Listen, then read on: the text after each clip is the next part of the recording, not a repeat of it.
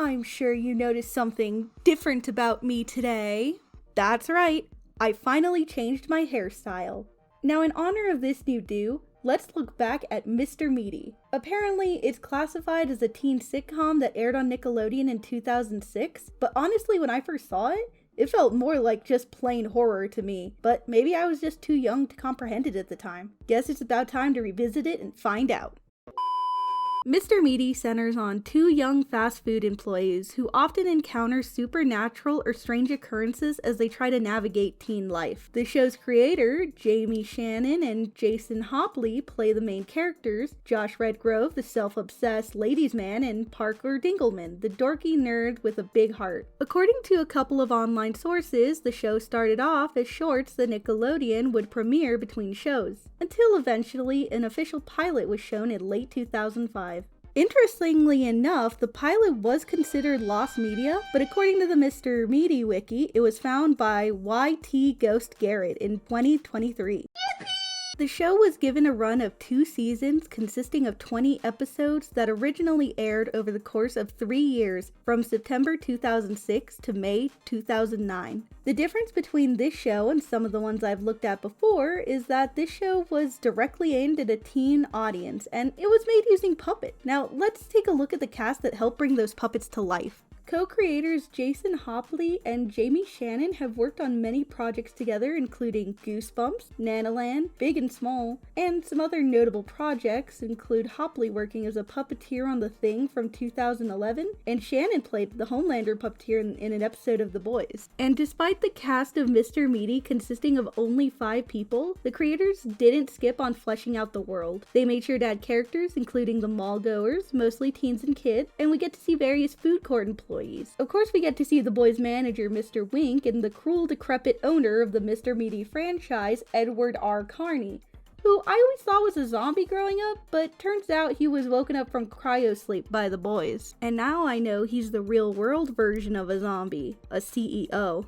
And we also get to see a mall security guard named Doug, who is actually respected by our main characters and the rest of the mall goers, which is actually pretty refreshing to see because usually the mall cop in shows like these, they tend to be disrespected and depicted as a big old loser, especially with someone who's a little bit more robust like Doug. Now that you know most of the characters, time to get on to our meat and potatoes of the video. I'm going to go ahead and look at a good episode and a bad episode. For me, the best episode is easily Season 2, Episode 8, Dream of the Dead, the final episode, and one of the 3 episodes that actually takes up 22 minutes. Not because it's the end, but because I can really see the heart in this episode. Because this episode centers on Josh and Parker and all of the Sconchborough Mall characters making a movie.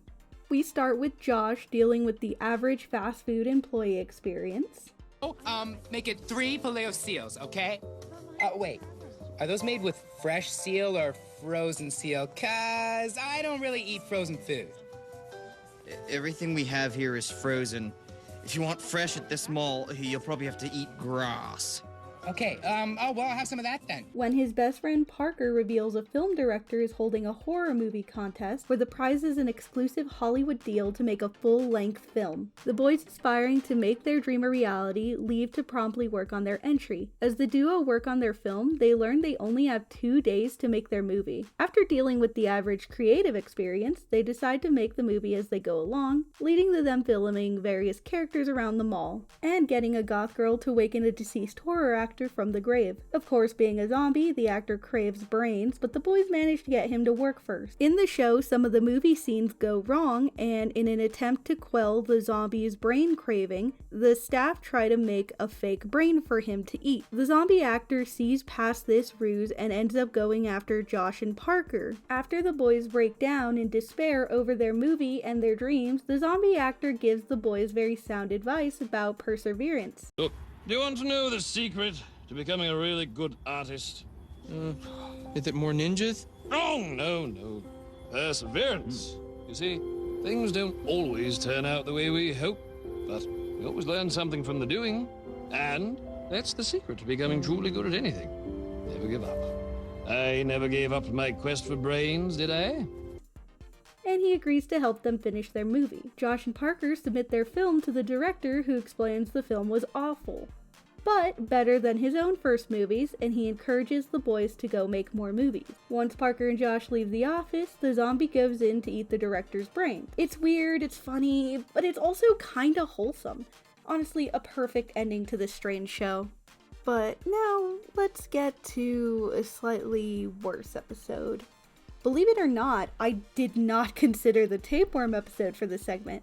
Because it's as gruesome as it is, it's still an interesting episode with a messed up ending, but a good message. But this is a Mr. Meaty video, so by law, I have to bring it up.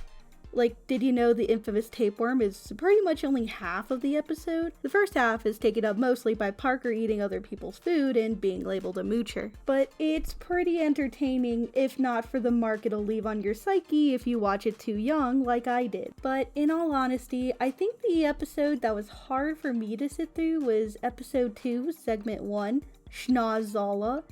It is an interesting concept with Josh and Parker trying to become famous by creating a zit cream that gets rid of, pimples and facial blemishes. We start this episode with Ashley 1, who has zit, and the other girls around her trying to comfort her. Josh offers to get rid of the zit and brings Ashley to Mr. Meaty, where he and Parker are creating a mixture of various things that they assume will get rid of the blemish. But they add a weird Mr. Meaty machine part that feels implied to be radioactive. When they apply to blend to Ashley's nose, her nose falls off, to which Josh and Parker run Ashley to the back of Mr. Meaty, where they try to fix the issue. The boys apply a homemade glue to Ashley's face. However, when Parker goes to retrieve her nose, he ends up dropping it multiple times. When Josh joins Parker, he leaves Ashley alone, and the two boys end up witnessing a rat take Ashley's nose. Josh and Parker then replace Ashley's nose with a sausage. After a couple of BS speeches from Josh, Ashley decides to own the nose and sets a trend. This leads to the other girls in the mall getting various food noses. And honestly, I don't really like that they gave Brittany, the only black girl, a chicken drumstick nose when it could have been anything else. I'm not sure if the writers thought of the implications or maybe if I'm overthinking it, but that felt kind of wrong, to me at least. I guess you can let me know in the comments if I'm overthinking it or if it's actually a really bad look for the show, and it'd be nice to hear other perspectives on it. But after all the other girls get a nose, we see that Ashley still has her sausage nose and it's rotten, but she still seems to own it. So, good ending, I think? So overall, the scene where Ashley is left alone with the glue on her nose holes made me a bit uncomfortable. You guys, this glue feels crusty! I feel alone! But otherwise, that and, the Brittany thing, it's not that bad an episode, but I had to pick one to review.